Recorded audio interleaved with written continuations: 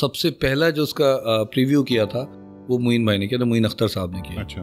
फिर उन्होंने दोबारा देखा, फिर उनका यार इसमें मुझे भी लो, और ये ना मेरा दिल इतना बड़ा हो गया, मैंने कहा यार ये तो बड़ा ज़बरदस्त है। तो मैं फैसल कुरैशी साहब के पास गया, उस ज़माने में मलेशिया में होते थे, मैं उनको पिच किए जा रहा हूँ। फिर फैसल कुरैशी से मेरी मुलाकात हुई, तो फैसल भाई से मैंने कहा कुरैशी साहब ये आप कर लो, हो सकता है कल को मैं डायरेक्टर बन जाऊँ। तो मुझे आज भी याद है, मैं आज तक थैंक्स करता हूँ कुरैशी साहब का, वो मुझे यूँ देख के कह रहे चल कर ले यार। तो वो जो आइडियोलॉजी पीटीवी की होती थी कि वो 5 चीज़ों को वो जहन में रखते थे कि मेरे लिए एक बुराई कहाँ तक बुराई है और कहाँ से वो अच्छाई में तब्दील हो जाती है। ऐसे होते हैं कि यार लड़की ने लड़के को हाथ लगा लिया, मत देखो, चलो बंद कर दो, कहीं आगे तक भी चले जाओ, कोई बात नहीं है। कहीं शीला की जवानी भी फैमिली बैठ के देखती है ना, वो कौवा चला हंस की चाल अपनी भी भूल गया। आप अपने कल्चर को जब छोड़ना शुरू करेंगे ना तो आप पता नहीं कहाँ जाएंगे, आपको पता ही नहीं। एक डिजीज़ होती है, डिसऑर्डर होता है ब्रेन का, सिबलिंग राइवलरी डिसऑर्डर होता है, जो बहन भाइयों में हो जाता है, जिसमें एक जेलसी फैक्टर और मुकाबलेबाजी की एक वो रहती है। ये आपका अपना पैशन होता है, आपका मुकाबला आपके अपने साथ होना चाहिए बजाय इसके दूसरों के साथ। एज अ व्यूअर तो मुझे आबिस ऐसा लगता है कि उनके ड्रामे जो खैर अब तो खैर हमारे यहाँ चैनल्स पे भी पाबंदी है, उनके चैनल्स भी बहुत कम जगह पे चलते हैं या चलते ही नहीं, फिर भी रहे छुप छुप के आप लोग।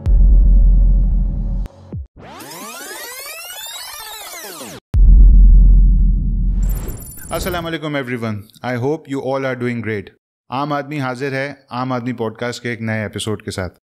आज के हमारे जो गेस्ट हैं उनका नाम है आबिस रज़ा और ये पाकिस्तान के जाने माने डायरेक्टर्स में शुमार किए जाते हैं। कई ड्रामे डायरेक्ट कर चुके हैं और एक मूवी भी डायरेक्ट कर चुके हैं।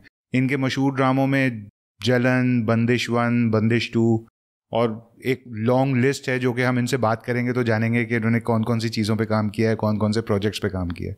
तो बगैर किसी डिले के आइए चलते हैं और बात करते हैं आबिस से। अस्सलाम वालेकुम आबिस।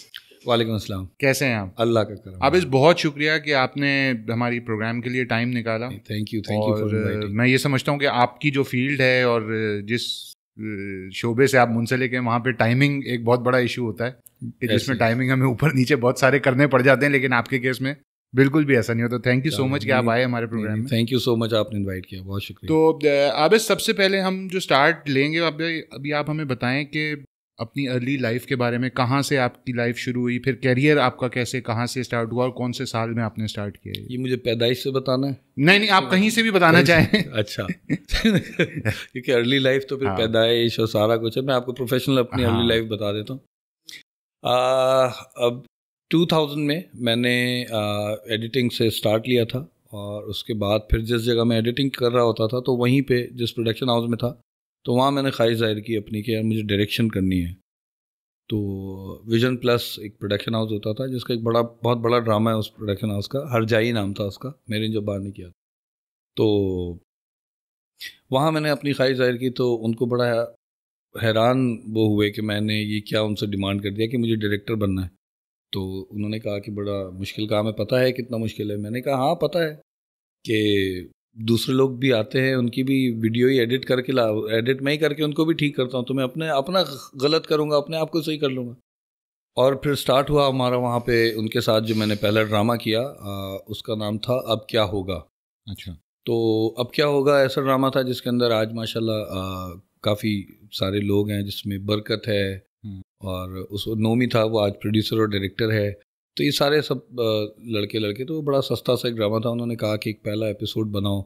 मैंने पहला एपिसोड बनाया, फिर वो देखा और उसके VHS में उस वक्त हम वो बनाया करते थे, पायलट बना के भेजते थे कि कोई चैनल ख़रीद ले, एक पूरा प्रोसेस होता था। तो मैं और बरकत, मुझे याद है कि हम रात में जब मैं लेकर आया एपिसोड बना के, तो सबसे पहला जो उसका प्रीव्यू किया था वो मोइन भाई ने किया था, मोइन अख्तर साहब ने किया। अच्छा। तो उस दिन मुझे ये भी याद है कि 25th इनका गोल्डन जुबली था लूज टॉक का, तो वो वहाँ से रिकॉर्ड करके आए थे। रात के कुछ तकरीबन 12:30-1 वगैरह बज रहे थे। तो मैं और बरकत हम दोनों बड़े पैशन से हम बनाया था हमने। ज़ाहिर है मेरी पहली डायरेक्शन थी, मेरा पहला सब कुछ था। तो उसका एपिसोड लेके हम गए उनके घर। रात को पैसे वैसे होते नहीं थे हमारे पास, तो हम लोग पहले पैदल चलना शुरू हुए। मैं उधर 13D के पास रहता था, इधर एक्सचेंज के पास, और रहते थे वो सहबा अख्तर रोड पे रहते थे मोइन भाई। तो मैं और वो दोनों पैदल चलना शुरू हुए। फिर एक वक्त आया हम थक गए, फिर हमने बोला यार क्या करें, तो उसके पास 30 रुपये पड़े हुए थे बरकत के पास। कह रहे यार मेरे पास 30 रुपये हैं, चल इससे हम वो कर लेते हैं। अच्छा हमें जल्दी इसलिए ना, हम थके इसलिए भी थे कि यार हम जल्दी पहुंच जाएं, कहीं वो सो ना जाए मोइन भाई, क्योंकि रात के वैसे ही 2-2:30 बज रहे। खैर हमने रिक्शा पकड़ा, हमने 30 रुपये, मुझे आज तक वो अमाउंट भी याद है। तो वो 30 रुपये दे के हम वहाँ मोइन अख्तर साहब के घर पहुँच गए। तो मोइन अख्तर साहब के घर में उन्होंने एपिसोड देखा और बड़ा अप्रिशिएट किया, मुझे बड़ा कॉन्फिडेंस मिल गया। फिर उनका यार मुझे एक और दफ़ा देखना है। फिर उन्होंने दोबारा देखा, फिर उनका यार इसमें मुझे भी लो, और ये ना मेरा दिल इतना बड़ा हो गया। मैंने कहा यार ये तो बड़ा ज़बरदस्त है। अनफॉर्चुनेटली वो उस वक्त भी ज़ाहिर है, उस वक्त हम टीवी भी नया नया आ रहा था, सारे चैनल्स नए नए आ रहे थे, तो वो कहीं बिक नहीं रहा था ड्रामा, क्योंकि उसमें कोई कास्ट ही नहीं थी, स्टार कास्ट उसमें थी नहीं, तो वो बिक ही नहीं रहा था। अब रखा हुआ है ड्रामा, अब बिक ही नहीं रहा। अब होता क्या है कि उसमें ही नोमी एक लड़का था एक्टिंग कर रहा था, एक्सक्यूज मी, तो वो उसने बोला कि यार मुझे भी ये एपिसोड एक बना दो। मैंने कहा यार देखो नोमी, एक बनाया था वो तो चले ना, मैं थोड़ा सा डिप्रेशन में चला गया, काफ़ी दिन हो गए ड्रामा बनाया, सब तारीफ भी कर रहे हैं, चल ही नहीं रहा किसी चैनल पे। तो उसने बोला कि यार बनाना है। मैंने कहा मैं देख लो यार, अभी एक ड्रामा बन के रखा हुआ है, तो उसमें फिर मत बनाओ। तो उसने बोला यार छोड़ो कोई बात नहीं, मैं समझूंगा, मैं पाकिस्तान टूर करके आ गया तुम बना दो बस। मैंने कहा देख लो, पक्की बात है। तो फिर हमने दोबारा इनिशिएट किया, हमने फिर दूसरा एक प्ले सोचा, उसका नाम था अब करो ना दोस्ती। तो उसमें मैंने, क्योंकि ज़ाहिर है वो सीखने का था, क्योंकि वो मुझे वजह पता थी वो बिक क्यों नहीं रहा। उस वक्त फैसल कुरैशी साहब का ना एक बड़ा, आज भी माशाल्लाह वो बहुत बड़ा नाम है लेकिन उस वक्त फैसल कुरैशी वॉज के उसका वो है ड्रामे में, तो वो बस आपका चल गया था। तो मैं फैसल कुरैशी साहब के पास गया, उस ज़माने में मलेशिया में होते थे, मैं उनको पिच किए जा रहा हूँ। फिर फैसल कुरैशी से मेरी मुलाकात हुई, तो फैसल भाई से मैंने कहा कुरैशी साहब ये आप कर लो, हो सकता है कल को मैं डायरेक्टर बन जाऊँ। तो मुझे आज भी याद है, मैं आज तक थैंक्स करता हूँ कुरैशी साहब का। वो मुझे यूँ देख के कह रहे चल कर ले यार, ये उन्होंने इस तरह कहा चल कर ले यार।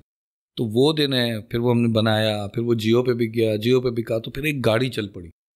तो ये फैसल कुरैशी मेरी ज़िंदगी में बड़ा इम्पोर्टेंट, नसीम इरफानी साहब होते थे, उन्होंने इनिशिएट किया, लेकिन वो बाद में वो हम टीवी पे भी बिक गया। इधर फैसल कुरैशी गया से जियो पे चला गया। तो फिर उसके बाद से जो वो हुआ, वो वैसे भी आबिश भाई एक होता ये है कि हमें एक क्लिक ही चाहिए होता है। बिल्कुल ऐसे ही, बिल्कुल ऐसे ही। जब आप एक लाइन में चल के आप मेहनत कर रहे होते हैं सिर्फ एक क्लिक आपको मिलता है, और फिर मतलब बस एक पुश होता है जो एक सही जगह, और वो आपको पता है अल्लाह आपकी मेहनत को और आपके पैशन को ना वेस्ट नहीं करता, अगर आपकी इंटेंशन बड़ी क्लियर है। बिल्कुल। अगर आप किसी गलत इंटेंशन से काम कर रहे हो, तो वो तो आप पत्थर भी तोड़ दे, पहाड़ गिरा दें, आपको कुछ नहीं करता। सही बात है। तो आबिश ये बताएं कि इतने साल माशाल्लाह से आपको अब काम करते हुए 24-25 साल 23-24 साल हो गए, तो अब आप ये मुझे बताइएगा कि आप क्या इस फील्ड से रिलेटेड कोई प्रॉपर एजुकेशन आपने हासिल की, या आज आप लोगों को देख रहे हैं कि जो नए लोग आने वाले हैं वो एक प्रॉपर एजुकेशन के साथ इस फील्ड के अंदर एंटर हो रहे हैं? काफ़ी सारे लोग हैं जो अब इस इंडस्ट्री के अंदर अभी पिछले कोई मैं 5-7 साल से देख रहा हूँ कि वो एजुकेशन प्रॉपर, क्योंकि अब सिस्टम आ गया है हमारे एजुकेशन सिस्टम के अंदर, इसका एक कोर्स भी बन गए हैं, डिग्रीज भी बन गई हैं। तो ये बड़ा अच्छा होता है कि आपको एक क्योंकि देखें ये काम है मास कम्युनिकेशन का, पूरी दुनिया को आपने एक बात बतानी है। हमने जो किया, हम तो गाते गाते गवैये हैं। और फिर मुझे हेल्प मिली थी गूगल और याहू के थ्रू। तो मैं आपकी देखिए एक वो होनी चाहिए, एक जो आपके डेस्परेट आपके जो एक अर्ज होती है ना नॉलेज की, तो वो आपको बड़ा सपोर्ट करती है। लेकिन हमारे पास कोई एवेन्यू नहीं था, हम कहाँ से जाके अपनी वो प्यास बुझाए नॉलेज की कि यार कैसे होता है, क्या होता है। हमने ऑन ग्राउंड सीखा। अब जो लोग आ रहे हैं जिनके पास ये एजुकेशन सिस्टम है, उसके अंदर उनके पास अपॉर्चुनिटी है, इसमें अनफॉर्चुनेटली बहुत कम लोग पैशनेट हैं। वो लोगों के अप्रोच में है कि जी मैं पैसा बनाऊंगा इस काम से, बट हम पैसा बनाने नहीं आए थे, हम तो बस काम करने आए थे। लेकिन आज भी कुछ लोग हैं, मैं बहुत अच्छी तरह जानता हूं, जो कहते हैं कि नहीं यार मुझे नाम बनाना है, मुझे कोई बात कहनी है, मुझे कुछ फिल्म बनानी है, तो आज भी वो आ रहे हैं। और एजुकेशन जो है वो इसलिए ज़रूरी होती है कि आपको ग्लोबली आपको यूनिफॉर्म करती है, आपकी लैंग्वेज को एक करती है, और आप जो इसकी टर्मिनोलॉजीज़ हैं उसको सेम करना। क्योंकि अगर मैं यहाँ बैठा हुआ मैं इसको अगर मैं मैक कहना शुरू हो जाऊँ, फॉर एग्जांपल, ये XLR का नाम अगर मुझे नहीं पता होगा, मैं तो कहूँगा यार मुझे तार दे दो, तो हमारा कम्युनिकेशन गैप है। वो कम्युनिकेशन गैप जो है ना, वो एक यूनिफॉर्म करता है, एक वो गैप को फिल करती है एजुकेशन। तो वो बहुत इंपॉर्टेंट है। आप ग्लोबली अपने आप को रिकग्नाइज भी करा सकते हैं, उनके साथ भी चल सकते हैं। तो लोग भी आ रहे हैं, ये काम भी स्टार्ट हुआ है, और इंशाल्लाह ये अब अच्छे की तरफ ही जाएगा। सही। तो एजुकेशन तो आपने बता दिया कि ये यहाँ पे आपकी चीज़ों को और डेवलप करने में मदद बहुत ज़रूरी है, बहुत ज़रूरी है। तो आप बस ये बताएं कि एक डायरेक्टर की रिस्पॉन्सिबिलिटी ऑन द सेट क्या होती है बेसिकली, इससे, क्योंकि हम लोग ज़्यादातर जो चीज़ें हमें नज़र आती हैं वो कैमरे के सामने वाली चीज़ सब लोगों को दिखती है, लेकिन कैमरे के पीछे जो मेन काम हो रहा होता है उससे लोग इतने आगाह होते नहीं हैं। अच्छा, इसमें ना डायरेक्टर की जो रिस्पॉन्सिबिलिटी है वो उसके फेजेस हैं। वो ऐसा नहीं शुरू होता कि जी हम सेट पे जब आए हैं तो वहाँ से डायरेक्टर शुरू होता है। डायरेक्टर शुरू होता है कहानी की डेवलपमेंट के साथ।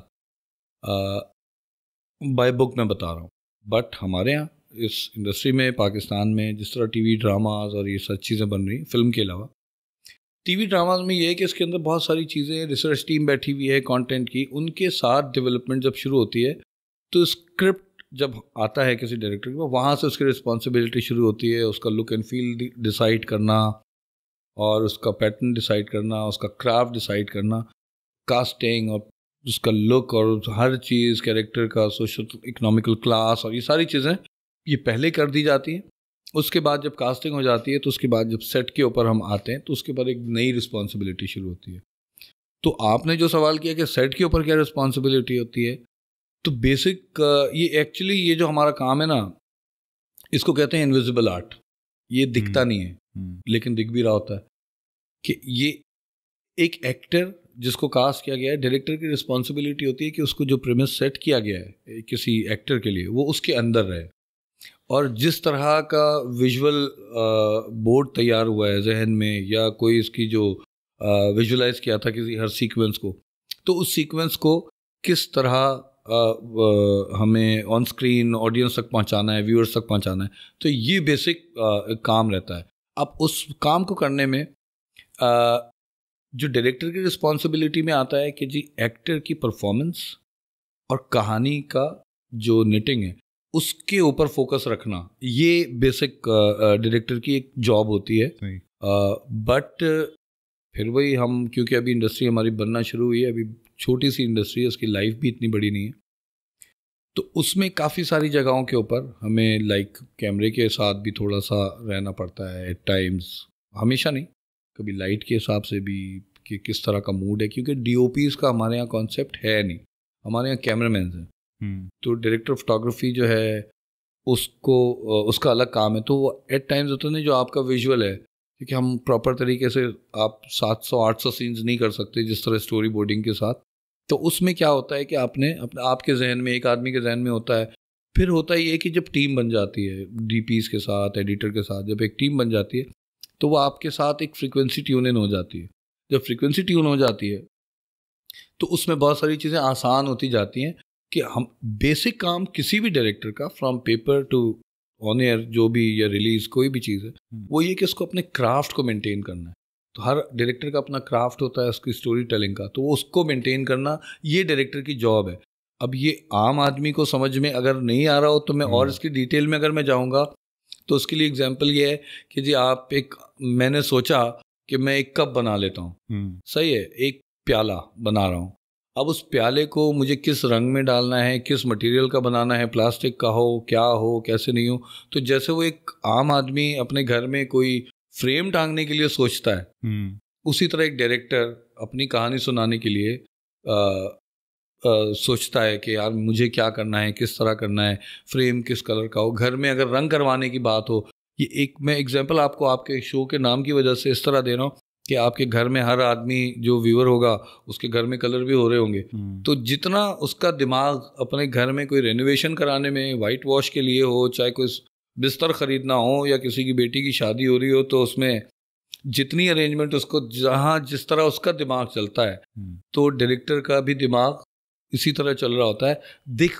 किसी बाप की अपनी बेटी की शादी में एफर्ट दिख नहीं रही होती, सब आते हैं खाना खाते हैं और ये जा वो जा, लेकिन उसने कब से तैयारी की हुई होती है वो किसी को नहीं पता होता। इसी तरह डायरेक्टर की भी लाइफ ऐसी ही होती है कि उसको भी बड़ी सारी तैयारी करके वो सेट के ऊपर आता है और उसके बाद भी बड़ी सारी तैयारी करता है जिसमें वो ऑडियंस तक या व्यूअर्स तक चीज़ें पहुँचती। सही। तो एक बाप की तरह का होता है डायरेक्टर। सही। तो आबिस, जिस तरह हम सुनते हैं कि एक्टर्स के बारे में कि जैसे एक एक्टर पहले ड्रामा साइन करने से पहले स्क्रिप्ट पढ़ता है, फिर वो रिजेक्शन या एक्सेप्टेंस का फैसला करता है, क्या डायरेक्टर भी इन चीज़ों को, किसी चीज़ को देख रहा होता है जिसके बाद वो फैसला करता है कि उसने ड्रामा या फिल्म डायरेक्ट करनी है या नहीं? बिल्कुल ऐसे ही होता है, बिल्कुल ऐसे ही होता है कि डायरेक्टर्स के पास एक चैनल के एक प्रोसेस के थ्रू कुछ कंटेंट डिज़ाइन किया जाता है। उस कंटेंट को डिज़ाइन करने के बाद चैनल अपने स्लॉट के ऊपर उसको फिक्स करता है और जब वो फिक्स हो जाता है तो उसके बाद फिर डायरेक्टर्स के पास पिच किया जाता है कि जी हमारे पास ये कहानियाँ अवेलेबल हैं जो हमें चलानी है, तो इनमें से आपको कौन सी अच्छी लग रही है जो आप बनाना चाहते हैं। तो डायरेक्टर फिर उसके अंदर से पिक एंड चूज से सेलेक्ट करता है कि यार मुझे लगता है कि मैं इनमें से ये कहानी बहुत अच्छी बना सकता हूँ। तो बहुत कम ऐसा होता है कि डायरेक्टर की अपनी कहानी होती है जो चैनल को पसंद आ जाती है। और क्या प्रोडक्शन और डायरेक्शन दोनों एक आदमी भी कर रहा होता है? अक्सर ऐसा भी देखने में आया, या ऐसी चीज़ आपके सामने से नहीं हुई? यार ये बहुत पहले होता था, जब मैंने स्टार्ट किया था ना तो वो उस वक्त ऐसे किया था। मैं प्रोड्यूसर भी था, फिर डायरेक्शन भी मैं खुद ही कर रहा था। प्रोडक्शन से मुराद लाइन प्रोडक्शन। अच्छा, हमारे यहाँ फाइनेंसर और प्रोड्यूसर को भी एक ही समझा जाता है। फाइनेंसर अलग दुनिया है, प्रोड्यूसर जो होता है वो कंटेंट की बात करता है। तो जैसे जब मैं फिर मेरी ज़िंदगी जियो में काफ़ी अर्से गुजरी है, जियो टीवी के अंदर मैं वहाँ पे प्रोड्यूसर और डायरेक्टर दोनों होता था। तो उसके अंदर हमारा काम होता था कि जी कॉन्सेप्ट भी डेवलप करना है, तो उसकी फिर बजटिंग करनी है, तो हमें बहुत सारी चीज़ें देखनी पड़ती थी। तो अब ऐसा जितना नहीं हो रहा था। प्रोडक्शन टीम, एक प्रोडक्शन हाउसेज है, उनकी पूरी प्रोडक्शन टीम है, वो प्रोडक्शन अपना हिसाब से देख रही होती है। डायरेक्टर इस वक्त थोड़ा सुकून में है, वो सिर्फ रिक्वायरमेंट देता है और प्रोडक्शन हाउस उसको पूरा कर रहा है। अच्छा, तो आपको क्या लगता है आबिस कि आजकल जिस तरीके से हर चैनल पे एक ड्रामों की भरमार है, पहले तो एक ज़माना होता था कि हम सिर्फ एक ही चैनल होता था और उस पर एक लिमिटेड कंटेंट होता था जो लोगों के पास चॉइस नहीं होती थी और बिल्कुल ऐसी। तो अब आजकल आपको ये लगता है कि ये इन नंबर्स में जो हमारे ड्रामा इतने ज़्यादा आगे चले गए हैं, मतलब इतने ह्यूज नंबर्स में ड्रामा प्रोड्यूस और डायरेक्ट हो रहे हैं, तो यहाँ पे वो हम कहीं क्वालिटी पे भी कॉम्प्रोमाइज़ कर जाते हैं चीज़ों में? क्वालिटी आप किसको कहते हैं? एक तो मटेरियलिस्टिक क्वालिटी है, सही है कि मैंने कपड़े का माल किस तरह का कपड़ा पहना हुआ, एक तो ये है। दूसरी क्वालिटी ये है कि जी जो सब्सटेंस है कहानियों को सुनाने का, तो ये दो अलग क्वालिटीज़ की बात कर रहे हैं। विजुअल क्वालिटी की अगर आप बात करें, वो तो पीटीवी के ज़माने से पता नहीं बहुत ऊपर चली गई, बहुत इन्हेंस्ड हो गई है, बहुत ज़्यादा इन्हेंस्ड। बट कंटेंट वाइज अगर आप देखें तो वो जो आइडियोलॉजी पीटीवी की होती थी कि वो 5 चीज़ों को वो जहन में रखते थे कि जी हमें लोगों को इनलाइटन भी करना है, लोगों को इन्फॉर्म भी करना है, लोगों को एजुकेट भी करना है, लोगों को एंटरटेन भी करना है और लोगों को सिखाना भी है, मतलब टीच भी करना है। तो ये उनकी कुछ आइडियोलॉजी हुआ करती थी कि हम फिर वो उसी हिसाब से कहानियों को सोचते थे, क्योंकि उनके पीछे एक न्यूक्लियस होता था। एज एन इंस्टीट्यूशन पूरा होता था। एज एन इंस्टीट्यूशन वो पूरा काम कर रहे होते थे सोसाइटी डेवलप करने के लिए, सोसाइटी को एजुकेट करने के लिए, वो पूरा काम हो रहा होता था। अनफॉर्चुनेटली अब बिजनेस ज़्यादा हो रहा है, क्योंकि पीटीवी को बिजनेस नहीं करना था। पीटीवी की जॉब थी, लोग बिजनेस तो जाहिर है वो तो हो ही रहा है, एक मीडियम तो इदारा भी सरकारी के अलावा अर्न तो उसने भी करना है, सैलरी तो देनी, अर्न करना है, लेकिन उनका बिग मोटिव उनका बिजनेस नहीं होता था। उनका बिग आइडिया जो होता था वो उस आइडियोलॉजी के ऊपर चलते थे, जो ये इनकी आइडियोलॉजी थी। अब थोड़ा कैपिटलिज्म के हवाले से अगर आप देखें तो बिजनेस है, कमर्शियल इम्पैक्ट ज़्यादा है। और कमर्शियल इम्पैक्ट होना कोई बुरी बात नहीं है, कमर्शियल इम्पैक्ट होगा तो आप और हम सर्वाइव करेंगे सोसाइटी में। बट वो चीज़ जो पीटीवी के ज़माने में थी, उस हवाले से क्वालिटी नीचे गई है, कंटेंट वाइज से क्वालिटी नीचे गई है। कमर्शियली और विजुअली क्वालिटी, जो टेक्निकल क्वालिटी वो बहुत हाई क्वालिटी। तो इसकी वजह आपको क्या लगती है कि कंटेंट वाइज हम नीचे इस वजह से हो गए कि बहुत ज़्यादा काम करना पड़ रहा है? नहीं, कंटेंट वाइज नीचे नहीं हो गया, क्योंकि हमारा अनफॉर्चुनेटली हमारी सोसाइटी का जो इंटेलेक्ट है इसका, जी आम आदमी का, तो हमें आम आदमी को कैटर करना है। आम आदमी को लत लग गई थी। एक ज़माना था जब इंडिया से सारा सास भी कभी बहू थी, तो ये तो वो, वहाँ से यहाँ लोगों की नर्व पता लगी कि यार इन लोगों को इस तरह की चीज़ें देखना अच्छी लगती हैं, तो यही हम बनाएं। वरना अगर आप देखें, इंडिया आज हमारे जो उस ज़माने में इतना ज़्यादा पेनिट्रेट कर गया था हमारी सोसाइटी में डिश के ज़माने में, उसकी वजह क्या थी? उसकी वजह ये थी कि उनको एक नई चीज़ देखने को मिली। पीटीवी पे ये चीज़ें नहीं होती थी। पीटीवी के ऊपर डिफरेंट इश्यूज़ के ऊपर काम होता था जिसका लोगों की ज़िंदगी में कनेक्शन था। बट जब प्राइवेट प्रोडक्शन आए, जब इंडियन चैनल्स यहाँ पर आए डिश के साथ, सैटेलाइट चैनल्स जब आए थे, तो वो लेकर आए थे डोमेस्टिक इश्यूज़ में भी घरेलू पॉलिटिक्स। वो घरेलू पॉलिटिक्स लेकर आए तो लोगों को कनेक्ट कर गए वो ज़्यादा, क्योंकि वो बहुत ज़्यादा इंटरेक्टिव थे। क्योंकि जब बहुत ज़्यादा अच्छा, और अगर आज भी मैं देखूँ, अगर हम डिस्कस कर रहे हैं एज इफ नाउ, तो हम अभी ये देखते हैं कि आज भी जो हमारे जो कॉस्मोपोलिस सोसाइटी में लोग रह रहे हैं, वो आज भी सरदाराना और जो डिफरेंट जो लाइफ के मसले हैं उसके ऊपर इतना फोकस नहीं है। उनका फोकस इसीलिए है, अभी एक सोसाइटी के अंदर ना बड़ी चीज़ें बड़ा मैटर करती कंटेंट डेवलप करने में। हमारी जो मेजॉरिटी सोसाइटी है, अगर मैं ज़रा सा भी बात बोलूँ आप और मैं भी बैठे हुए हैं और मैं आपको ज़रा सा भी हिंट दूंगा ना कि यार वो आपसे जेलस है, तो आप फौरन सीरियस हो जाओगे। हाँ यार, हो सकता है मुझसे जेलस। वो ये नहीं सोचेगा कि यार मैं कौन सा प्राइम मिनिस्टर हूँ जो मुझसे जेलस होगा, या मैंने कौन सा दुनिया फतह कर लिया जो मुझसे जेलस होगा। वो ये नहीं सोचता। वो नेगेटिव चीज़ को ज़्यादा आपका जहन बना हुआ उसका। बिल्कुल। तो उसमें क्या हुआ कि जब भी मैं जेलस और ये वाले जो फैक्टर्स लेकर आया ना कंटेंट के अंदर, तो ये रिलेटेबल ज़्यादा हो गए। जब ये ज़्यादा रिलेटेबल हो गए तो इसने कैप्चर कर लिया मार्केट, ये बिजनेस देने लगे। इसी तरह की कहानियां जब बिजनेस देने लगी कि मुझे उसकी जगह जाना है, उसको मुझे जाना है, मेरे साथ ये, तो वही कनेक्टिविटी ऑफ जो इमोशंस है उसने इस इंडस्ट्री के अंदर हमें, हालांकि ये भी कहानी है बट सिर्फ यही कहानी नहीं है। तो उस हवाले से मैं ये नहीं कहता कि ये बुरी कहानी है, वो भी अच्छी क्वालिटी की कहानी है, बहुत सारी चीज़ें बनी है, लेकिन उसकी वजह से ये हुआ कि बहुत सारी जो और चीज़ें हैं जिससे हम कंटेंट के क्वालिटी को इन्हेंस कर सकते थे, हमने उसको छोड़ दिया, हम सिर्फ इस उसमें लग गए। तो आप इस आजकल के टाइम के हिसाब से आप क्या समझते हैं कि कितना टाइम लग जाता है एक पूरी ड्रामा स्टार्ट से एंड होने में, प्रोडक्शन के हवाले से, डायरेक्शन के हवाले से? डिपेंड्स। कम से कम एक, अगर हम ऑन सेट जो सीरियल जाता है, जब शूट पे जाता है, क्योंकि वो अब तो काफ़ी सारे सेगमेंट हो गई हैं, चीज़ें हो गई हैं, तो स्क्रिप्ट तैयार हो रहा होता है पीछे डायरेक्टर के पास आने से पहले, फिर वो स्क्रिप्ट पढ़ने के बाद फिर जब हम जाते हैं, तो it takes a good 5 to 6 months, 6 महीना लगता है एक सीरियल को कंप्लीट करने में, from casting to the last. अच्छा, ये कास्टिंग जो हो रही होती है, ये इससे पहले तो स्क्रिप्टिंग होती है, राइट? पहले तो स्क्रिप्टिंग हो रही होती है, कहानी बन रही है, सीन्स लिखे जा रहे हैं, वो सब कुछ हो रहा होता है। तो एक डायरेक्टर भी स्क्रिप्ट को देख के एक्सेप्ट या रिजेक्ट करता है? बिल्कुल करता है। ये मैंने अभी आपको बताया कि वो पहले वो देखता है, वो पिक एंड चूज वाला सिलसिला रहता है। और अक्सर ये भी होता है कि थोड़ा समझ आ रहा है, थोड़ा नहीं समझ में आ रहा है, तो फिर राइटर के साथ मिलके उसके अंदर थोड़ा सा काम करता है कि मुझे लगता है इसको ऐसे होना चाहिए, ऐसे होना चाहिए, तो वो उसके ऊपर रीराइट वाला फेज में भी चला जाता है। तो ये सारा कुछ मिला के 5 से 6 महीना लग जाता है। सही।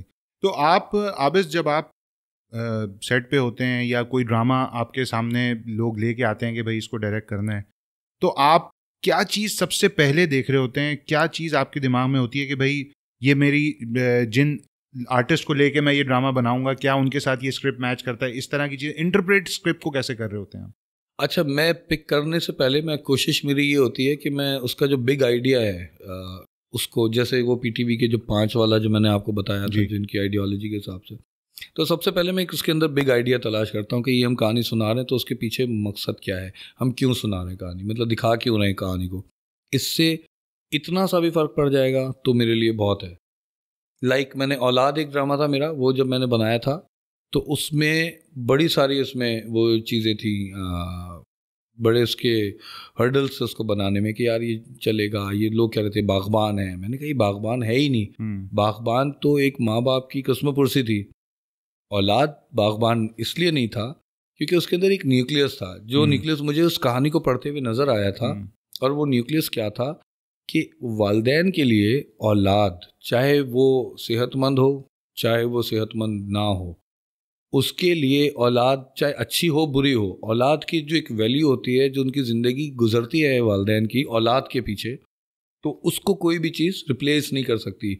उसमें इसीलिए डिफरेंट कैरेक्टर्स थे, तो उसमें एक पागल सी थोड़ी सी एबनॉर्मल सी लड़की थी, सिंड्रोम उसको था, तो उसके साथ घूम रही थी सारी ज़िंदगी कि बाकी सब लोग, वो भी औलाद, सारी औलादें हैं, लेकिन वो उससे मसले हो रहे हैं, तो उन्होंने उसको, चाहे वो उनको कोई बेनिफिट नहीं दे सकती थी, लेकिन उन्होंने अपनी जिम्मेदारी आखिरी वक्त तक उसके साथ, उनके वालिदैन जैसे कर, तो औलाद का इस तरह एक न्यूक्लियस उठाया और उसके बड़े फ़ायदे भी हुए, बड़े चीज़ें उसकी ज़िंदगी में चेंजेस आई हैं काफ़ी, कि कुछ ऑर्डिनेंस वगैरह भी पास हुए थे कि यार वो पेरेंट्स को निकाल नहीं सकते कुछ भी हो, तो ये सारी भी एंगल्स थे उसके अंदर।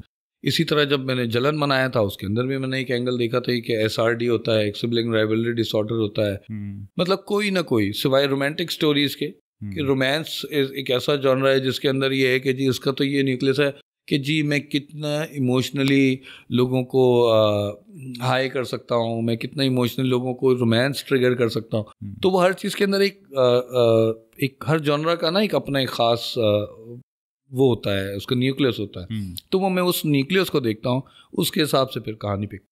अच्छा, आबिस, आपको लगता है कि किसी एक टॉपिक को लेके, जो जैसे हमारे यहाँ भीड़ चाल शुरू हो जाती है, कोई एक चीज़ अगर हिट हो गई तो सब लोग उसी के पीछे भागना शुरू कर देते हैं, तो आपको लगता है कि किसी भी एक टॉपिक की, लाइक आपने जैसे रोमांस की अभी बात की, तो रोमांटिक टॉपिक की या किसी भी और टॉपिक की एक लाइफ होती है, उस लाइफ के बाद अगर हम उस टॉपिक पे मजीद कुछ बनाने जा रहे होते हैं तो वो हमें कमर्शियली और क्वालिटी वाइज भी वो फिर इतना अट्रैक्ट नहीं करता लोगों को। अच्छा, रोमांस टॉपिक नहीं है, रोमांस तो एक जॉनरा है। सही है। अच्छा, अब इसमें थोड़ा सा समझने की थोड़ा सा डिटेल हो जाएगी, वो आम आदमी से थोड़ा सा ऊपर की बात हो जाएगी। अच्छा। मुझे लगता है, लेकिन मैं इंटेलेक्ट को चैलेंज नहीं कर रहा। अच्छा, दो चार चीज़ें होती हैं। एक तो टॉपिक है, टॉपिक जो है, अगर मैं कहूँ कि प्लॉट हम कह लें उसको, प्लॉट कि अगर मैं उसको, लेकिन अगर मैं टॉपिक मुझे क्लियर करें कि टॉपिक क्या है, थोड़ा सा उसको मुझे एलेबोरेट करें तो मैं आपको और समझाऊंगा, क्योंकि जॉनरा जो है ना वो अलग चीज़ होती है। अच्छा, जैसे चलें अगर हम इसको ये कर लेते हैं कि एक घरेलू मसले हैं, जैसे सास बहू का एक मसला है, हाँ ठीक है, उस पर ड्रामा बना, ये एक इशू हो गया, ये एक इशू हो गया ना, अब इस पे ड्रामा बना, वो ड्रामा सुपर डुपर हिट हो गया, ठीक है, अब लोगों ने उसके पीछे लाइन लगा ली है, हर बंदा सास बहू के ड्रामे को, सास बहू के टॉपिक को डिस्कस करना चाह रहा है, ड्रामा बना रहा है, तो आप समझते हैं कि इस तरह या किसी भी टॉपिक पे बनने वाले ड्रामों की एक लाइफ होती है, उस लाइफ के बाद वो ड्रामा वो ना इतना हिट होगा कमर्शियली, ना वो पब्लिक को उस तरीके से अट्रैक्ट करेगा। अच्छा, मुझे नहीं लगता कि किसी भी सब्जेक्ट की कोई लाइफ है। सही। क्यों? क्योंकि हमें सपोर्ट करता है, जैसे भी आपने कहा ना कि जॉनरा सपोर्ट करता है, तो जॉनरा जो होता है जैसे रोमांस, थ्रिलर, हॉरर, सही, आप क्या कर सकते हैं कि अगर आपका सब्जेक्ट एक है या आपका कंटेंट एक है, आपका इशू एक है, तो उस इशू को आप डिफरेंट स्टाइल में, डिफरेंट जॉनरा के अंदर आप जब प्रेजेंट करते हैं ना, तो वो आपको रिफ्रेश करता है। लेट सपोज मैं सास बहू के इशू को अगर मैं थ्रिलर जॉनरा के साथ तो उसको बना के उसको शूट करता हूँ या प्रेजेंट करता हूँ ऑडियंस को, तो उसका एक अलग एंगल नज़र आएगा, वो अलग तरह से दिख रहा होगा। उसको मैं अगर एक ड्रामा फॉर्मेट में या ड्रामा जॉनरा के अंदर शूट करता हूँ तो वो किसी और तरह दिखेगा। उसी को मैं रोमांटिक अगर वो जॉनरा में शूट करता हूँ वो अलग है, उसी को मैं हॉरर में शूट करता हूँ वो अलग है। तो बात यह है कि मैं कौन सा जॉनरा सेलेक्ट कर लेता हूँ। अब हर जॉनरा की अपनी एक स्टाइल है, उसका एक अलग दिखने का अंदाज़ है, तो वो अंदाज़ आपको उसको डिफरेंट कर देता है उस सब्जेक्ट को और टॉपिक को। उसकी एग्जांपल मैं आपको देता हूँ। इंडिया की एक ही फिल्म है, अगर देखा जाए, एक है उसका नाम है ओ माई गॉड। अच्छा, सही है, अगर आपने देखी हो किसी ने, वो अक्षय कुमार वाली, जो अक्षय कुमार वाली जिसमें वो भगवान बन के आ जाता है, तो वो वाली फिल्म। और दूसरी फिल्म है पीके। ये दोनों एक ही सब्जेक्ट है, एक ही टॉपिक है, लेकिन उसमें दो डिफरेंट जॉनरास को इस्तेमाल किया है। एक को कॉमेडी जॉनरा के साथ किया है विद फिक्शन, एक साइंस फिक्शन एंड कॉमेडी, उसको वो आपको इसलिए अलग लगती है। एक को बनाया गया है डोमेस्टिक सोशल ड्रामा के स्टाइल में, एक ड्रामा बनाया गया है, और एक बनाया गया है फिक्शन एंड कॉमेडी। तो ये दो सिर्फ जॉनरा चेंज किया तो उसने ऐसे अलग अलग शक्ल बना दी दो एक ही फिल्म की। तो ये है वो बात जो मैं सही है।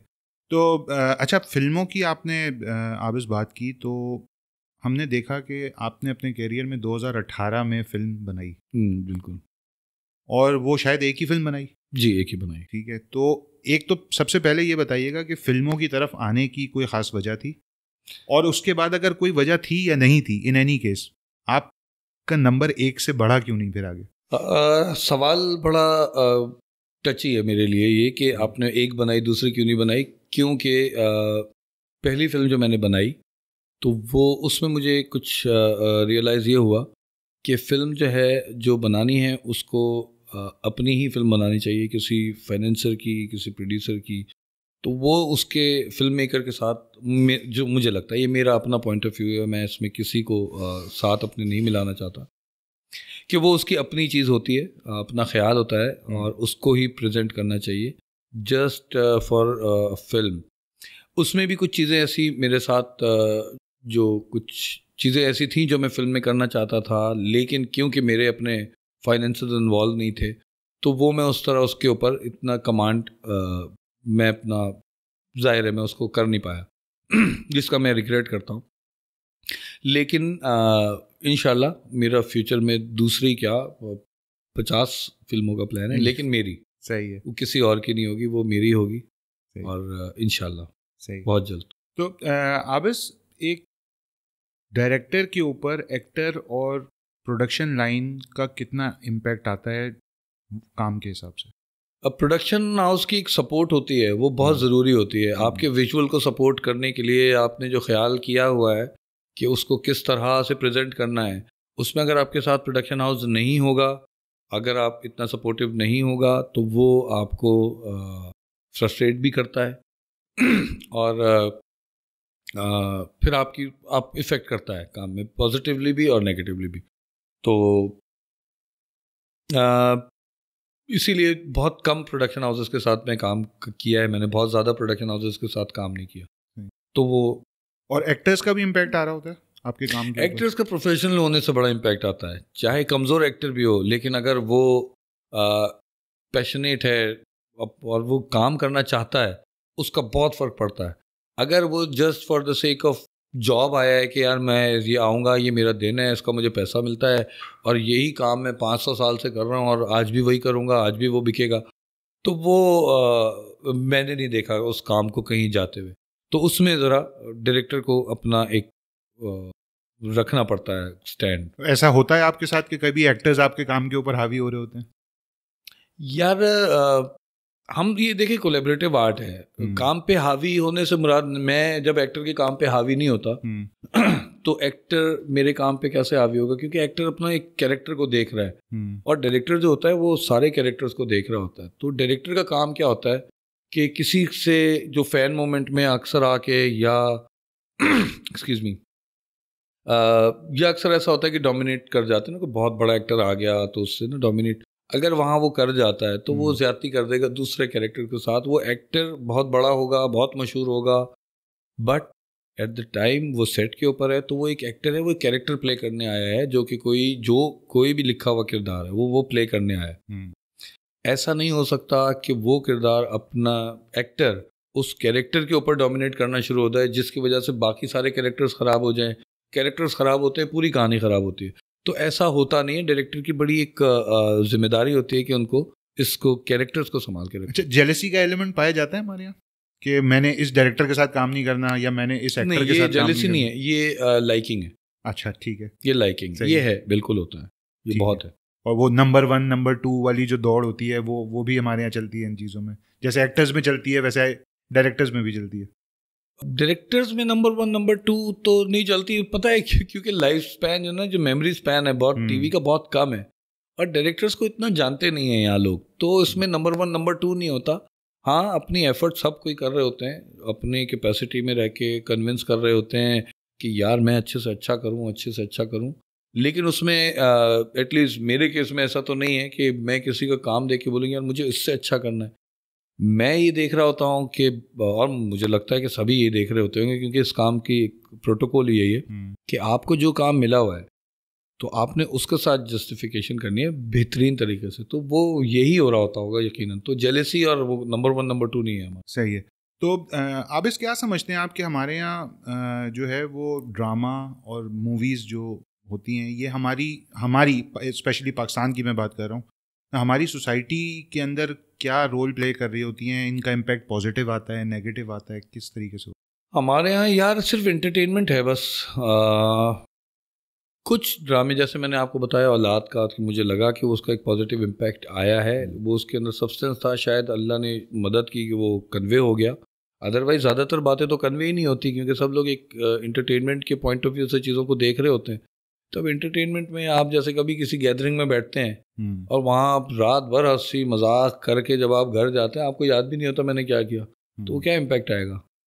तो एज सच कोई इम्पैक्ट नहीं आता, सिवाय इसके कि हाँ बूस्ट हो सकती है कुछ जेलसी कि यार आपको जहाँ ध्यान नहीं है, नेगेटिव इम्पैक्ट की मुझे लगता है कि ज़्यादा चांसेस हैं जिस तरह का कंटेंट हम डेवलप अच्छा, हम लोग हर चीज़ में ये भी देखते हैं ना कि मतलब मेरी ज़िंदगी पे ये ड्रामा क्या असर डालेगा, मैं ये ड्रामा बच्चों के साथ देख सकता हूँ, नहीं देख सकता, फैमिली के साथ बैठ के देख सकता हूँ। इस तरीके के जो व्यूअर है वो ये चीज़ ज़रूर देखता है कि अक्सर लोगों के दरमियान ये बातें भी होती हैं, यार आज से 20 साल पहले हम अपनी माँ बहन के साथ बैठ के ये चीज़ें नहीं देख सकते थे जो आज देख रहे होते हैं।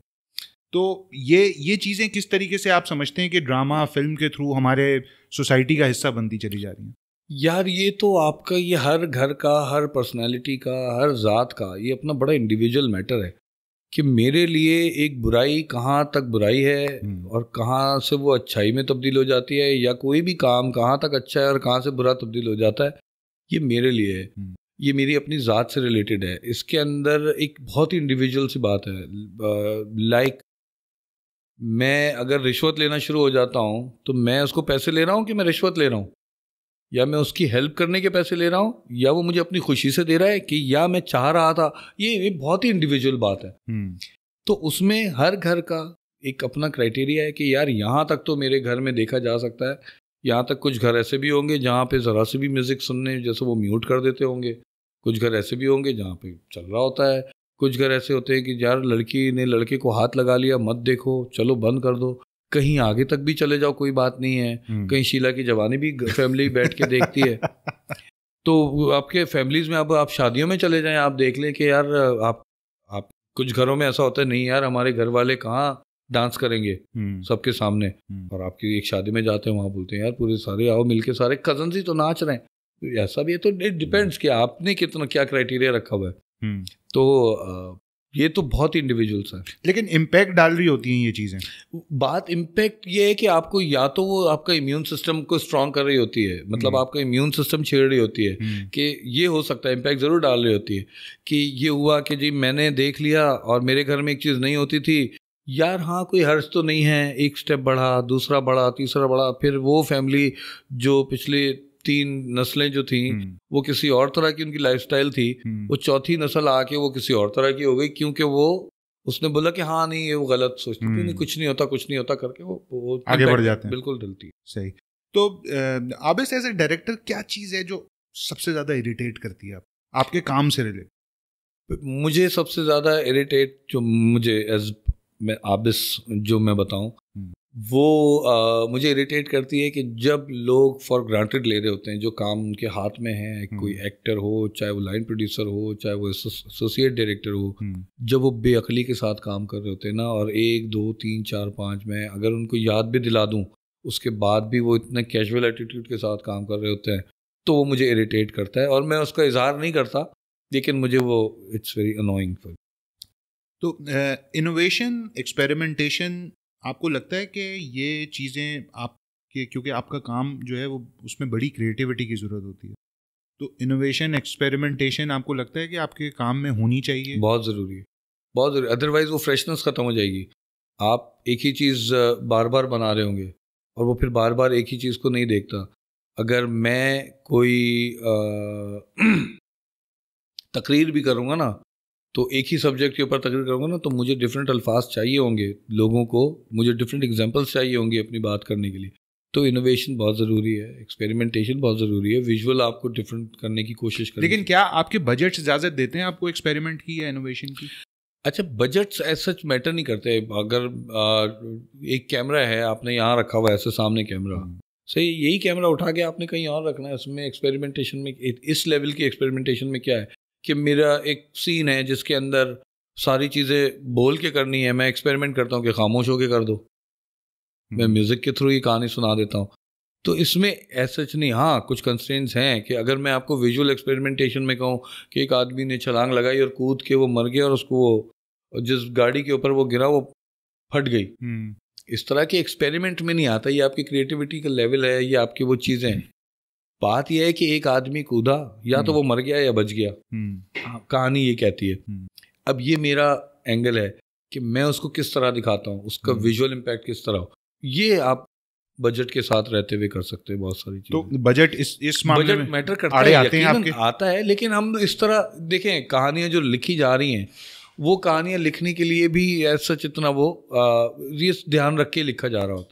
सही। तो आबिस, आपके जो क्रू मेंबर्स होते हैं और आपकी कास्ट जो होती है शूटिंग के दौरान, वो अच्छे खासे लोग होते होंगे, 30 35 40 लोगों का एक, बिल्कुल ऐसे एक पूरा एक नंबर होता होगा आपके साथ। तो कॉन्फ्लिक्टिंग सिचुएशंस आती हैं कभी, मतलब कभी किसी एक्टर की किसी आपके क्रू मेंबर के साथ नहीं बन रही हो या काम से इरिटेशन हो रही हो, जिसको जो कॉन्फ्लिक्टिंग सिचुएशन जिसको आपको हैंडल करना पड़ गया? यार मेरा ऐसा एक किसी भी डायरेक्टर का ऐसा कोई ये इशू होता नहीं है, हाँ लेकिन कभी कभार ऐसा हो जाता है कि यार किसी का आपस में इख्तिलाफ हो गया, आपस में क्रू वालों का हो गया, तो उसमें ये हो कि just to balance the situation कि यार पूरा सेट का एनवायरनमेंट सारा माहौल ख़राब ना हो, तो उसके लिए बीच में कभी कभार बोलना पड़ जाता है ये, लेकिन ऐसा इतना होता नहीं है। अच्छा, तो लेकिन ये कि आप हैंडल कर लेते हैं, जो भी मसले होते हैं वो उस नौयत के होते हैं कि उनको हैंडल किया जा सकता है। हाँ, वो अक्सर ऐसा होता है, वो हंसी मजाक में हैंडल हो जाती है चीज़ें। हमारे पड़ोसी मुल्क का और हमारे ड्रामों का कंपैरिजन कैसे करते हैं आप, मतलब कंटेंट वाइज, क्वालिटी वाइज, किस तरीके से देखते हैं? ये मैं आपसे पूछूं आम आदमी से, हम अच्छा, तो आम आदमी के लिए बना सही रहे हैं, है, सही है। आपको कितना फ़र्क लगता है as a viewer? As a viewer तो मुझे आबिस ऐसा लगता है कि उनके ड्रामे जो खैर अब तो खैर हमारे यहाँ चैनल्स पे भी पाबंदी है, उनके चैनल्स भी बहुत कम जगह पे चलते हैं या चलते ही तो नहीं फिर भी रहे छुप छुप के आप लोग आम आदमी अगर आप मेरी बात करें तो मैं तो बिल्कुल भी नहीं देखता। आम आदमी, एक आम आदमी शायद देखता है, बिल्कुल देखता है, बट उसमें जो चीज़ मुझे फील होती है एज अ व्यूअर, वो मैं आपको बताऊं कि उनके ड्रामे शुरू होते हैं तो ख़त्म नहीं होते।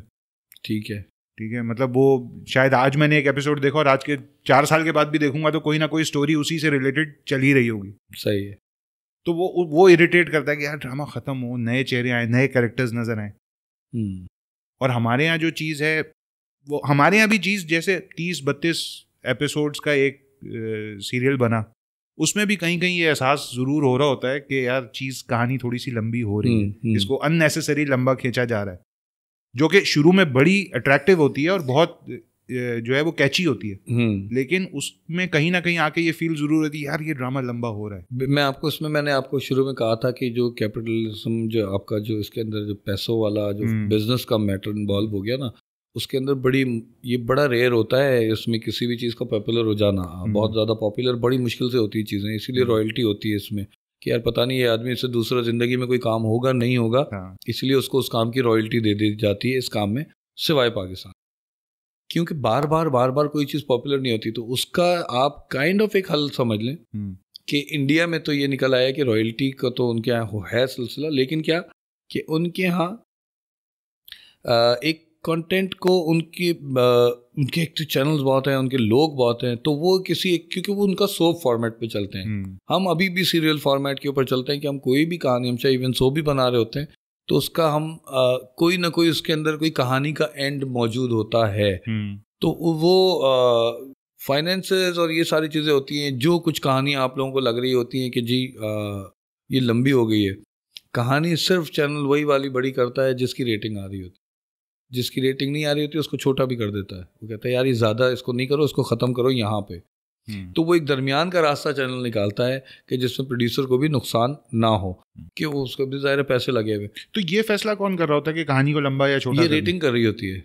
नहीं, मतलब एज एन इंडिविजुअल कौन करता है ये? इंडिविजुअल जाहिर है रेटिंग तो, क्योंकि आपके पास आप ऑब्वियसली देखने के बाद आपको पता है टीआरपीज जो होती हैं, टीआरपीज जो है ये आ रही होती हैं, चैनल के पास आ रही होती है, चैनल की कंटेंट टीम होती है, बिजनेस टीम होती है, बहुत सारी टीम है, बहुत सारे लोग काम कर रहे हैं।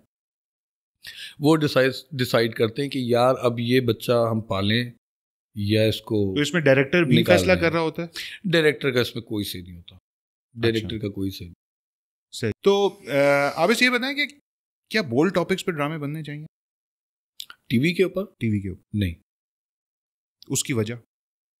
यार हर अब ये बिल्कुल वैसी ही बात है कि मैं नर्सरी के बच्चे के साथ जिस तरह बिहेव करना है मुझे, जिस तरह की बातें मुझे नर्सरी के बच्चा या class grade 1 grade 5 Aahista Aahista चीज़ें वो होती है ना। तो देखिए टेलीविजन जो है ना वो एक घर का एक हिस्सा होता है, एक मेंबर होता है टीवी।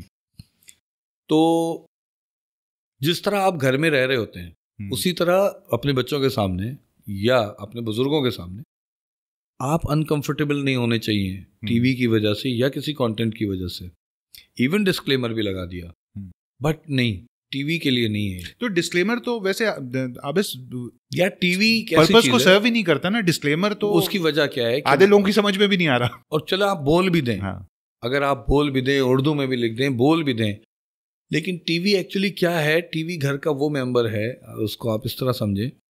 मेरे जो एक वो कि जैसे आप किचन में कहीं हैं, सही है, किचन में आप हैं, उस वक्त तक आप गए थे, टीवी आपका ऑन था, वो जाग रहा था, उसको आपने सुलाया नहीं था, वो कुछ कह रहा था या वो सो रहा था, आप कोई अपना काम करके और आपने वो डिस्क्लेमर मिस कर दिया। आपने जब बच्चे के साथ बैठे आओ यार देखें, और पहला ही आपकी कोई शॉट ऐसा आ जाए कि जो आपको अनकंफर्टेबल कर जाए, वो ऐसा तो नहीं है ना, ये तो एक खुला दरवाजा है, किसी कोई भी आ सकता है।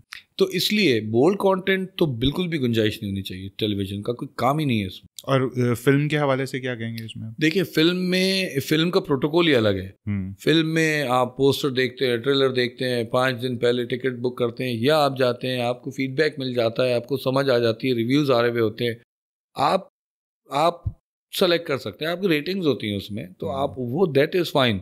बोल्ड टॉपिक से मुराद बहुत सारे बोल्ड होते हैं। एक तो सेक्सुअली बोल्ड होता है, एक आपका सोसाइटी के हिसाब से बोल्ड है, आपके पॉलिटिकल बोल्ड है। तो आपके गुंजाइश जितनी है, बोल्ड टीवी के ऊपर भी खतरनाक है और इस तरह के, और लेकिन सिनेमा में वो इट्स अबाउट मूवी फिल्म, तो वो इट्स नॉट डेंजरस, इट्स ज़रूरी, इट्स वेरी इंपॉर्टेंट कि वो करना चाहिए कि टीवी फिल्म के ऊपर आपको बोल्ड सब्जेक्ट, लेकिन अनफॉर्चुनेटली उसमें फिर आपका एक सोशल सिस्टम एक्टिव हो जाता है कि उसकी कैपेसिटी कितनी है। जैसे वो मैंने आपको पहले बताया था कि वो शादी में नाचने वाला लेवल, और आपका अपने उसकी ज़ात का, आपकी सोसाइटी का कितना उसका थ्रेशोल्ड कितना है बर्दाश्त करने का। अच्छा, कुछ हमारे यहाँ पे मैंने बात करते हुए पर्सनली सुना, कुछ हमारे यहाँ पे फनकार बात करते हैं कि यार ये बुराई तो हमारे माशरे का हिस्सा है, इसको तो हमें दिखाना चाहिए। तो ये जो स्टेटमेंट है, ये इटसेल्फ एक बड़ा बोल्ड स्टेटमेंट है, ठीक है। जैसे आपने कहा कि एक्सेप्टेबिलिटी टीवी की डिफरेंट है और फिल्म की डिफरेंट है, तो वो आर्टिस्ट या वो साहब जिन्होंने ये बात कही, तो क्या ऐसा एक माइंड फ्रेम हमारे यहाँ पे है जो कि बोलता है ये कि जी जो माशरे की बुराई है वो आप दिखा सकते हैं एज इट इज़ टीवी की मीडिया पे? अच्छा, इसमें मैं आपको एक बात बताऊं, एक तो दिखाना और बताना, ऑडियो विजुअल, सही है, बताना चाहिए, दिखाना नहीं चाहिए। मैं इसको इस तरह समराइज कर देता हूँ कि दिखाएं नहीं, बताएं। अब बताने में क्या होता है कि आपने फिर वो इंटेलेक्ट के साथ खेलते हैं कि यार ये वाली बात, मैं मिसाल के तौर पे एक जुमला है कि सॉरी यार मैंने आपको डिस्टर्ब किया, ये मेरा ख्याल है आपको सबको समझ में आ गया, सही है। इस्तगरा के शौक में मुखिल होने की माजरत चाहता हूँ, ये भी वही बात है, लेकिन ये कहाँ जाएगा, ये क्या बोला, ये बच्चे को नहीं समझ में आएगा, सही। लेकिन आपने जो बात करनी है तो आपने फिर वो आपको एंगल वो उठाना पड़ेगा कि आपने किस तरह बात करनी है।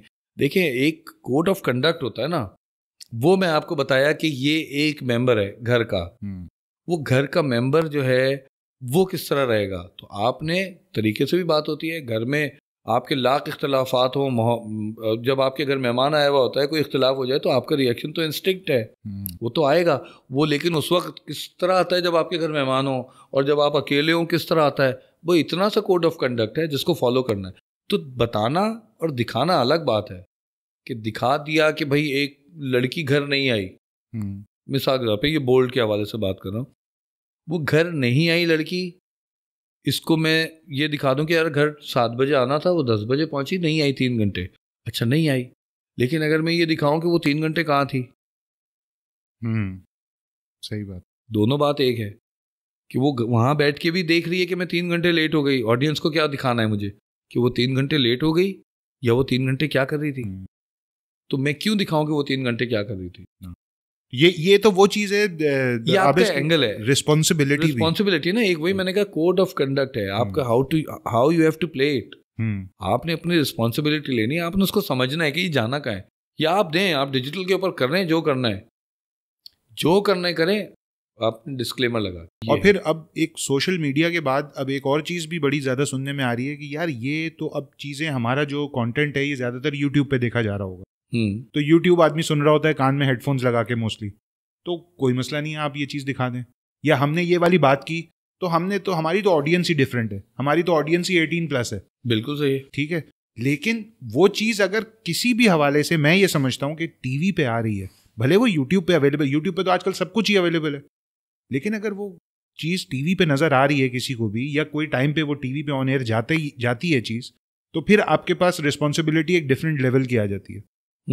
ये मेरा मानना है। बिल्कुल सही। बिल्कुल, अब कोई भी इससे एग्री कर सकता है, नहीं कर सकता, लेकिन अब बात ये होती है कि अपनी चीज़ को सपोर्ट करने के लिए भी लोग बहुत सारी बातें करते हैं ना यार। देखो, एक लिबरलिज्म भी एक अजीब सी चीज़ है। वो जब आप लिबरल होते हो ना, तो उसके अंदर फिर चीज़ें, आप अपना वो कौवा चला हंस की चाल अपनी भी भूल गया। आप अपने कल्चर को जब छोड़ना शुरू करेंगे ना, तो आप पता नहीं कहाँ जाएंगे, आपको पता ही नहीं। आप अपने कल्चर को, अपने, बस सीधा सीधा मेरा उनसे सवाल है जो कहते हैं कि जी कर लेने में, भाई जैसे अपने घर में रहते हो आप वैसे भी रहो, जो सोसाइटी में हो रहा है वो घर में भी करो। बिल्कुल। अगर सोसाइटी इतनी वो है, आप सोसाइटी का हिस्सा हैं, तो आप भी अपने घर में शुरू करें। अगर आप उसको बुरा समझते हैं तो नहीं करते ना घर में, तो आपने किसको बताना है। सही। तो जो ये काम कर रहा है, जिसके लिए आप दिखाना चाह रहे हो, तो वो उसके लिए बुरा नहीं है जब भी वो कर रहा है, आपके लिए बुरा है जो आप उसको बुरा लग रहा है। तो पॉइंट ये है कि हाँ, कॉन्सिक्वेंस के हवाले से अगर आपने दिखाना है तो आपको एक एंगल उठाना पड़ेगा, आपको चुनना पड़ेगा, या आप उस सोसाइटी में जाके बनाएं, आप उस कल्चर को अडॉप्ट करें। आप आज बैठ के इंडियन मूवीज भी तो देखते हैं ना, बिल्कुल। इंडिया के कल्चर को आराम से अपने घर में देख लेते हैं, क्योंकि वो उनका कल्चर है, उनकी सोसाइटी का हिस्सा है। कि जी उनके यहाँ भजन होता है, उनके यहाँ 10 चीजें होती है, वो आपका, वो ठीक है, वो उनका कल्चर है, तो वो दिखाएंगे उसको। आपका जो कल्चर है वो आप उसको दिखाएं। सही। तो हमें प्रमोट वही चीज करनी चाहिए जो हमारी अपनी हो। बोल्डनेस इज, देखिए, हाईलाइट करना, वही ना, आपको हाईलाइट करके आपने, मैंने एक मेरी शॉर्ट फिल्म थी, उसका नाम था लीक वीडियो। वो एक सोसाइटी के बहुत बड़े मसले के ऊपर थी, कभी आपको मौका मिले वो देखिएगा। तो उसके अंदर ना मैंने सोल्यूशन दिया कि करना क्या चाहिए। खाली मैं हाईलाइट करके जान नहीं छुड़ा सकता अपनी, वो तो फिर मैंने तफरीह की है। सही बात है। मेरी रिस्पॉन्सिबिलिटी पूरी नहीं हुई। अगर मैं देख रहा हूं कि एक रास्ते में पत्थर पड़ा हुआ है और मैं सिर्फ ये बता दूं भाई देख लेना पत्थर पड़ा हुआ है, तो मैंने अपनी रिस्पॉन्सिबिलिटी पूरी नहीं की। जबकि मेरे पास अगर ये पावर है कि मैं उस पत्थर को उठा के साइड पे रख दूं, तो मैं जब तक उसको उठा के साइड पे नहीं रखता, मैंने अपनी रिस्पॉन्सिबिलिटी पूरी नहीं की। सिर्फ मैं हाईलाइट करूं तो मैं अपनी रिस्पॉन्सिबिलिटी पूरी नहीं कर रहा। मैं हाईलाइट करके उसके सोल्यूशन का एक रास्ता दूं, यहां मैं फिर बोल्ड नहीं लगेगा, फिर वो एक मैसेज बन जाएगा, रेमेडी है वो उसको ठीक करने के लिए। वो ठीक ऐसे होगा, अगर तुम्हारी जिंदगी में ऐसा मौका आए तो तुम्हें ये करना है, ये मत करना। तो आपको एक पूरा रास्ता देना पड़ेगा। जस्ट टू हाईलाइट बोल्डनेस और गलाजत और गंदगी, it's not done like this. आपको पूरा करना है। बिल्कुल। आपको रास्ता भी बताना है कैसे आपको बचना है इससे। सही। तो ड्रामा के हवाले से सेंसरशिप कितना मेजर रोल प्ले करती है? हम वो तो अब तो पहले ही से ही पता होता है कि किस चैनल का क्या सेंसर है क्या नहीं है, तो काफ़ी। तो इसमें चैनल की पॉलिसी होती है या कोई गवर्नमेंट की गाइडलाइंस? गवर्नमेंट का पूरा एक पैमरा का एक पूरा एक सिस्टम है, पूरा कोड ऑफ कंडक्ट है, जिसको चैनल्स के पास दिया जाता है, तो चैनल फॉलो करता है। अदरवाइज फिर पैमरा से नोटिस आ जाते हैं अगर आप उसको ओवर रूल कर जाते बाहर। अच्छा, पैमरा के नोटिस को कितना सीरियसली लिया जाता है? बहुत ज़्यादा लेते हैं, और उसके हिसाब से काम भी उन्हीं डायरेक्शंस पे करते हैं। बिल्कुल ऐसी, बिल्कुल। तो अब इस जेंडर बायसनेस कितनी है हमारी इंडस्ट्री में? जेंडर बायसनेस ऐसा सच नहीं है हमारी इंडस्ट्री में, बिल्कुल भी नहीं है, बिल्कुल भी नहीं है। तो बल्कि हमारे यहाँ तो आप जेंडर बायसनेस की बात कर रहे हैं तो पता नहीं कितनी कितनी शेमिंग के वो हैं वो सारे मैं सुनता हूँ इंडस्ट्री में ही कि यार ये फलाना शेमिंग है, ये बॉडी शेमिंग है, तो फलाना शेमिंग है, तो ये शेमिंग, वो इतना कॉन्शियस होके वो चल रहे होते हैं कि वो नहीं तो ख्याल रख रहे होते बहुत ज़्यादा। और जेंडर बायसनेस कोई ऐसा नहीं है, क्योंकि वो हो नहीं सकती। वो इसलिए नहीं हो सकती कि अगर आप एक्टर्स के हवाले से देखें तो भाई हीरोइन का कैरेक्टर को ही लड़का तो नहीं करेगा। सही बात है। हाँ, और ना हीरो कर देगी लड़की। हाँ, तो ये तो बिल्कुल है। डायरेक्टर्स में अगर देखें तो ये तो स्किल है, ये एक क्रिएटिविटी है। तो इसके अंदर जेंडर क्या कर रहा है? जेंडर तो मैटर ही नहीं करता इसके अंदर। क्रिएटिव आइडिया के अंदर जेंडर मैटर नहीं करता। एक लाइन मुझे खींचनी है, अब वो लड़का खींचे लड़की खींचे तो ख्याल है ना, थॉट है। इस थॉट को जेंडर से इसका कोई लेना देना नहीं।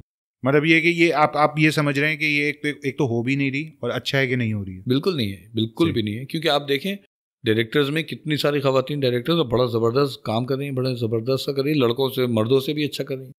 सही। उनका तो अच्छे काम से मुझे ये याद आया कि 25 साल हो गए आपको इस फील्ड में माशाल्लाह। 24 साल।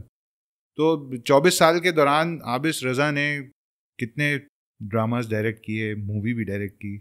मास्टरपीस कौन सा लगता है अपना? यार समझे मैं मास्टरपीस की तलाश में ही हूँ शायद अभी तक। ये तो बड़ा बहुत ज्यादा जो है ना, ये जो है ना, आपने आप बताइए कि आपको कौन सा सियासी अच्छा जवाब दे दिया मुझे। आप बताएं मेरे कौन सा ड्रामा आपको सबसे अच्छा लगता है? वो सर मैं तो वैसे अगर आप मुझसे पूछें तो मैं डायरेक्टर के हवाले से ड्रामा नहीं देखता। मैं तो पहले मेरे लिए ये सवाल कैसा था मैं आपको बताऊं। मेरे लिए सवाल बिल्कुल ऐसा था कि मैं अभी आऊं यहाँ बैठूं और बोलूं देखो क्या जबरदस्त लग रहा हूं मैं, ये मैंने पहना हुआ मैं, ये मेरे लिए ऐसा है सवाल।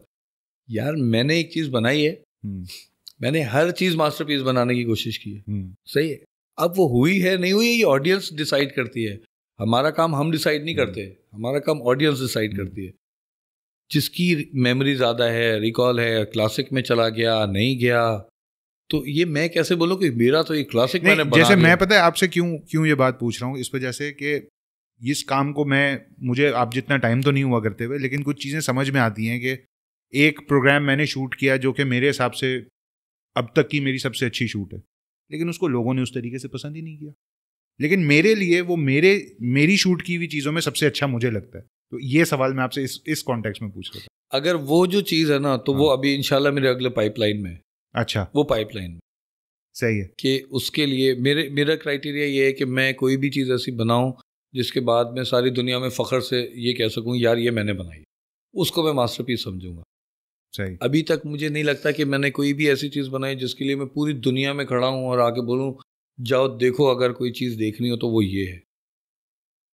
तो वो अभी मैं वो उधर मैं अभी अंडर प्रोसेस है, वो है पाइपलाइन में है कि मुझे लगता है ये मेरी जिम्मेदारी है, मुझे कर देना चाहिए और ये मैं करूँगा इंशाल्लाह। वो भी एक फीचर फिल्म के उसमें होगी। अच्छा, जब ये कोई भी ड्रामा सीरियल या कोई भी फिल्म हिट होती है तो जो कैमरे के सामने लोग नज़र आते हैं वो ज़्यादा फेमस हो जाते हैं या लोगों में ज़्यादा जाने माने जाते हैं। जो कैमरे के पीछे वाले लोग होते हैं वो इतने इंपॉर्टेंट होते हैं कि उनके बगैर वो सामने वाले लोग नज़र ही नहीं आ सकते। लेकिन जो अट्रैक्शन है, जो लाइमलाइट है, वो कैमरे के सामने वाले लोगों पे ज्यादा होती है, पीछे वालों पे कम होती है। बिल्कुल ऐसे। इस चीज को आप कैसे देखते हैं? और ये चीज कुछ लोगों को ऐसा भी होता होगा कि हजम ना होती हो? नहीं ऐसा नहीं होता होगा, क्योंकि अगर उनका शौक लाइमलाइट में आना होता तो वो कैमरे के आगे ही खड़े होते, वो पीछे क्यों जाते? उनका मोटिव ही अलग है लाइफ में कि उनको नहीं आना सामने। सही। वो अगर आना चाहते तो वो अपने आप को उधर उस पाथ के ऊपर परस्यू करते, वो उधर उस टारगेट पे जाते, लेकिन उनको ये करना नहीं था इसीलिए वो पीछे आए कि अच्छा। उनका मोटिव भी अलग है। मैं अगर अपनी बात करूं कि जब मेरे एक्टर्स पॉपुलर होते हैं, उनको प्रेजिंग मिल रही होती है तो मैं खुश होता हूं, क्योंकि ये मुझे पता है या एक बनाने वाले को पता है, कैमरे के पीछे वाले की एक खुशी होती है, एक उसको सेंस ऑफ अचीवमेंट आता है। मतलब जो मैं ये कह सकता हूँ कि कैमरे के पीछे वाला वो बंदा होता है जो दूसरों की खुशी में खुश रहता है, उसकी कामयाबी में खुश होता है। दूसरों की कामयाबी में बहुत खुश होता है, वो चाहे वो राइटर की कामयाबी हो, चाहे वो डायरेक्टर की हो, चाहे वो अपना एक्टर की हो, सॉरी, या फोटोग्राफर की कामयाबी हो। क्योंकि डायरेक्टर तो फिजिकली कुछ नहीं कर रहा ना वो लिख रहा है, ना वो कैमरा पकड़ के खड़ा है, ना वो प्रोडक्शन डिजाइन कर रहा है, रंग कर रहा लेकिन है, किंग कुछ नहीं मेकर कर तो रहा है ना डायरेक्टर। बट आप देखें ना तो कितने सारे लोगों की जिसकी भी तारीफ होगी तो वो कहीं ना कहीं डायरेक्टर की हो रही होती। अच्छा आबिस, इतने सालों में आपकी डायरेक्ट किए हुए कितने ड्रामे हमारे सामने आए हमें नज़र में, लेकिन आपका जो जिसको मैं कहूँ कि कंट्रोवर्शियल एक ड्रामा बना वो जलन बना। हाँ, तो उस कंट्रोवर्सी की सबसे पहले तो ये बताइएगा कि वजह क्या रही और फिर आपने उसको हैंडल किस किस तरीके से किया। यार वो कंट्रोवर्सी का उसके ऊपर काफ़ी सारे इंटरव्यूज़ मेरे ऑलरेडी मौजूद हैं, लेकिन कंट्रोवर्सी की जो वजह बनी थी वो एक्चुअली ये बनी थी कि उसके अंदर थोड़ा सा ऑडियंस के इंटेलेक्ट के हिसाब से वो मिसअंडरस्टूड किया लोगों ने। उनको लगा कि ये जी साली बहनोई के इशू के ऊपर ड्रामा है, वो हुआ था। हालांकि एक्चुअली जो इशू था वो था एक डिजीज़ होती है, डिसऑर्डर होता है ब्रेन का, सिबलिंग राइवलरी डिसऑर्डर होता है जो बहन भाइयों में हो जाता है, जिसमें एक जेलसी फैक्टर और मुकाबलेबाजी की एक वो रहती है। तो उसमें आम जिंदगी में हम उसको हसद या जलन कह लें, और उसका कॉन्सेप्ट ये था कि जब हसद और जलन, अल्लाह ने जब कोई चीज़ को मना किया हुआ है, इनकार किया है कि ये मत करना, किसी से जलना और हसद ये बुरी चीज़ें, तो वो वजह ही यही है कि उसके अंदर सारे लिहाज ख़त्म हो जाते हैं। तो अब बद लिहाजी के अंदर एक रिश्तों का कल्चरल जो कुछ नॉर्म्स होते हैं उन सबको आप ऐसे ही ओवर रूल करके निकल जाते हैं, क्योंकि आपके लिए मकसद ये होता है कि यार मुझे उसको हराना है, उसके पास ये कैसे आ गया, मेरे पास क्यों नहीं आया।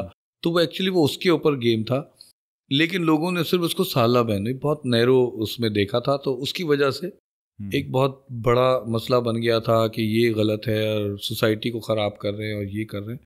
हालांकि एक सिबलिंग राइवलरी डिसऑर्डर है, उसमें ये है कि उसके अंदर हमने छोटे छोटे टचेस रखे हुए थे जो ऑडियंस ने शायद बेकार सीन समझ के उसको मिस किया। उसके अंदर कुछ कपड़ों का सीन था कि बहन ने कपड़ा, दोनों बहनें मिलके एक कपड़ा लेती हैं, लेकिन जब वो कपड़ा आ जाता है तो वो कहती है मुझे ये वाला अच्छा लग रहा है, तुम ये वाला ले लो।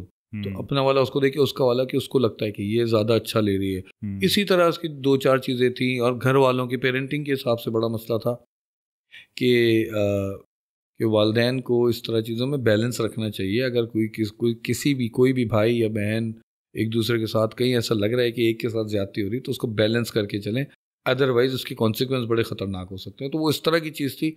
हैंडल हमने क्या करना था जी, वो बस हमने अपना केस पुट किया उसमें पैमरा में, और वहाँ चीज़ें सॉल्व हुई और ठीक हो गया था, फिर चल गया था। लेकिन वो ऑन एयर हुआ पूरा ड्रामा ऑन एयर हुआ। बहुत सारी चीज़ों को बीच में से वो काट दिया था, काफ़ी सारी चीज़ों की काट। तो आप इस फाइनल मैसेज आप क्या देना चाह रहे हैं हमारे देखने वालों? यार देखने वालों को सबको अगर कोई डायरेक्टर बनना चाहता है और कोई भी काम करना चाहता है डायरेक्शन के अलावा, मैं कहता हूँ कि जो भी पैशन है, सबसे पहले तो उस काम के लिए पैशन जनरेट करें कि यार मुझे ये काम करना है, और ज़िंदगी को बेमकसद ना गुजारें, कोई मकसद लेकर आए और उस मकसद के पीछे आप लग जाए, हार नहीं माने। 10,000 परेशानियाँ, शायद आपको एक वक्त पे ऐसा लगे कि यार कुछ भी नहीं होगा, अब मुझे गिव अप कर देना चाहिए, मुझे कहीं और चले जाना चाहिए, लेकिन वो पैशन जो है ना, वो इतनी मजबूत रस्सी और सीढ़ी है आपके पास कि उसको गिव अप नहीं करना।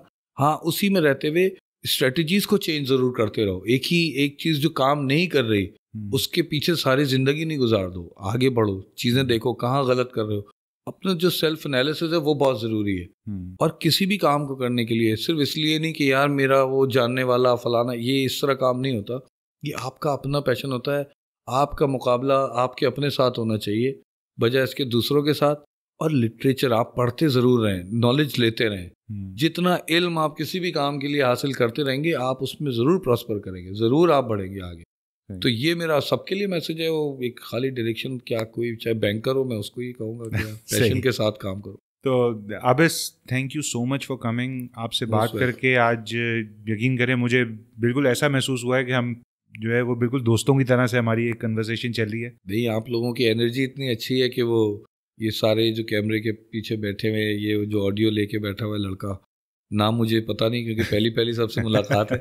सिर्फ आपका नाम, क्योंकि कोऑर्डिनेशन होती थी, काशिफ मुनव्वर। जी जी। तो आपसे मेरी हो गई। हालांकि मैं आपको आज से आम आदमी के नाम से जानता हूँ। बिल्कुल, और मैं चाहता भी यही हूँ कि लोग मुझे इसी नाम से ज़्यादा याद रखें। बस आप एक आम आदमी हैं। बिल्कुल। तो एक आम आदमी जितना सवाल पूछता है, तो उसी तरह मैंने कोशिश की जवाब दूँ।